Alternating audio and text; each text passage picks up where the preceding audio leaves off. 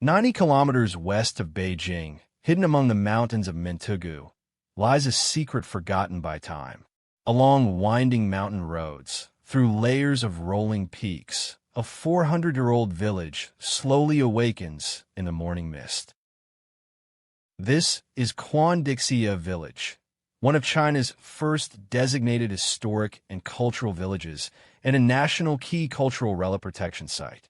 74 Ming and Qing Dynasty courtyards, 689 rooms, spread in terraced layers along the mountainside like an unfolded fan, quietly telling stories of the past. The entire village radiates from the Dragon Head Peak as its center, arranged in a fan shape along a north-south axis.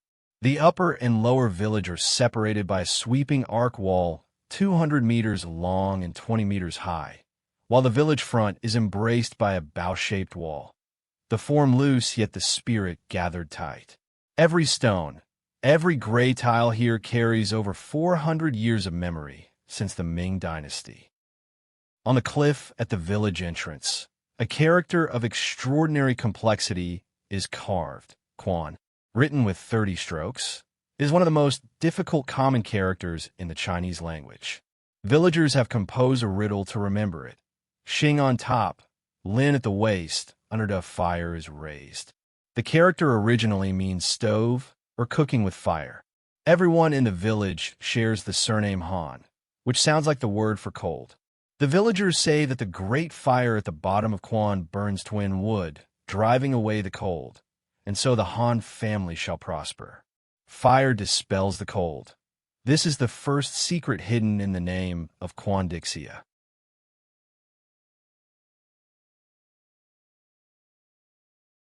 The story begins 600 years ago. During the Yongle reign of the Ming Dynasty, the imperial court ordered a great migration from Shaanxi to Beijing.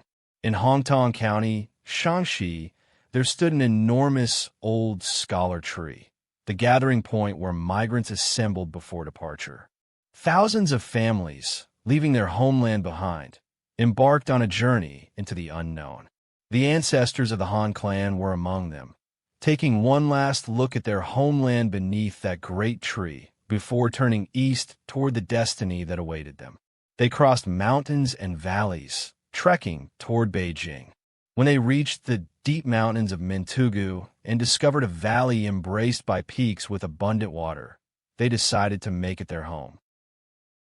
In 1515, the 10th year of Emperor Jingde's reign, the court established a military pass here called Quanliku, under the jurisdiction of Tianjin Pass. Tianjin Pass was the first line of defense against northwestern invaders approaching Beijing, a position of supreme importance. 3 Han brothers, Han Fujin, Han Fuyin, and Han Futsong, were ordered from Yanheching to garrison Quanliku. They built a fortress wall, erected a government office and barracks. These military structures became the precursors of today's village homes. The 3 brothers multiplied and thrived, gradually forming the Han clan settlement pattern that defines the village. They are revered as the founding ancestors of Cuandixia.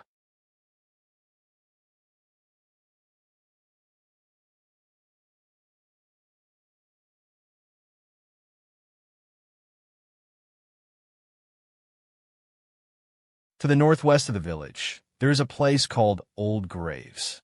Legend says that was the Han family's original village site. In those years, the village lived in peace and harmony.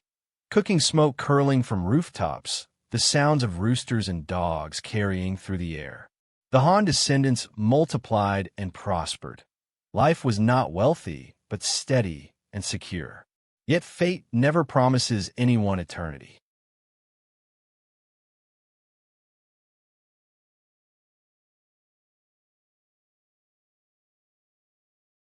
That year, the mountain flash flood struck. Torrents of water razed the entire village to the ground.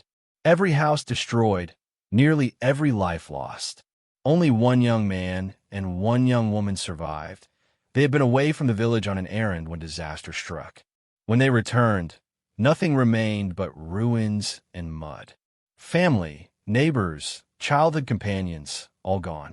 Between heaven and earth, only the two of them remained. But they were close relatives, and in the aftermath of this catastrophe, they were the only two left of the entire Han clan. To continue the family bloodline, they would have to marry. But marriage between close kin defied moral convention. What were they to do?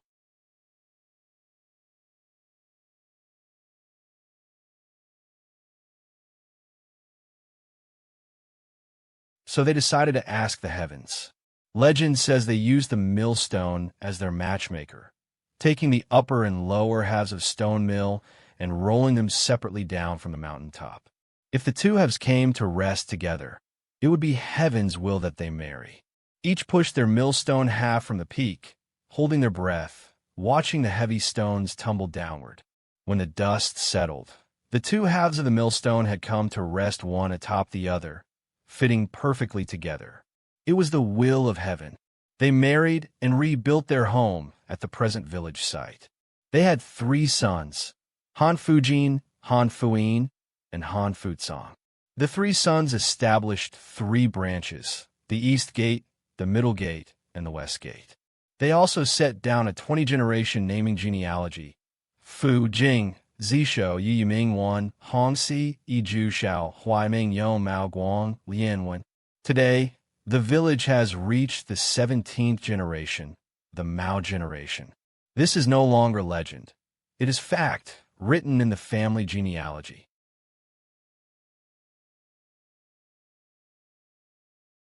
Time flows forward to the Qing Dynasty. The Han family had thrived for generations in these deep mountains, and the village grew increasingly prosperous. Meanwhile, in the Forbidden City, something extraordinary was unfolding. Legend has it that Emperor Kangxi fell gravely ill with a mysterious disease that baffled even the imperial physicians.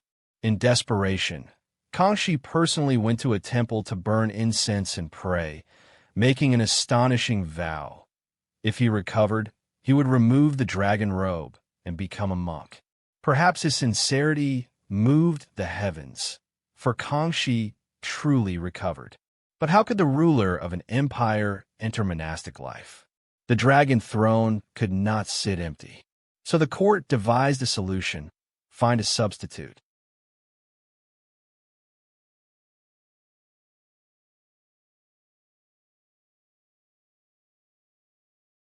In Cuandixia village, there lived a man named Han Shaod whose face bore an astonishing resemblance to Emperor Kangxi himself.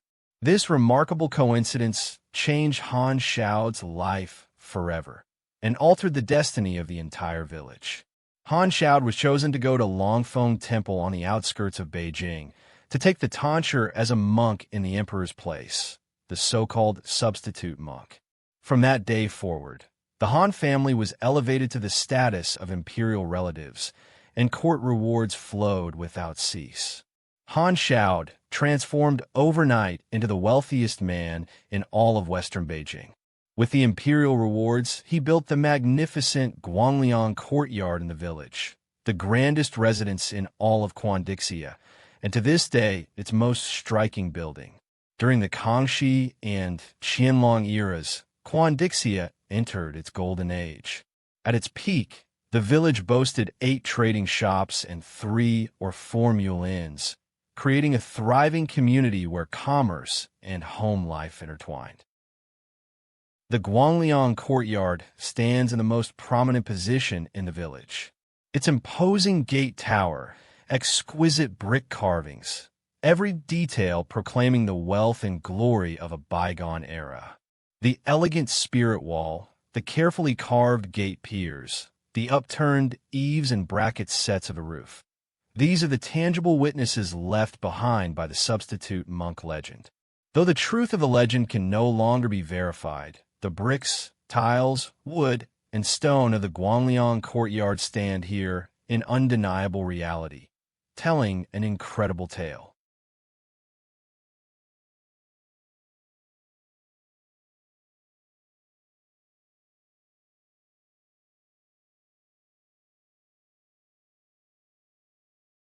"400 years have passed. Flash floods, wars, the erosion of time. None have erased this village from history.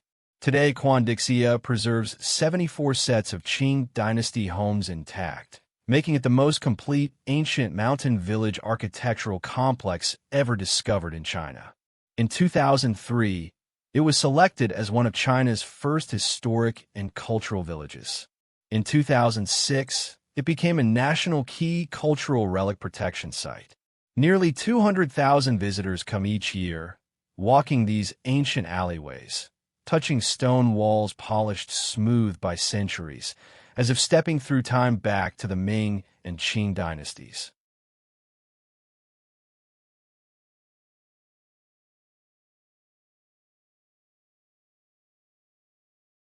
From the great scholar tree of the Ming Dynasty to today's ancient village. From desperate survival after the flood to the divine millstone ritual. From the legend of the substitute monk to the splendor of the Guangliang courtyard. Every stone in Cuandixia holds a story. These stories, passed from mouth to ear for 400 years, have long since merged into the village's very bloodline. As the sun sets and golden light floods the mountain valley, this ancient village stands quietly among the peaks, looking just as it did 4 centuries ago. It needs to prove nothing to the world. It simply stands there, silent and solemn, awaiting the next 400 years.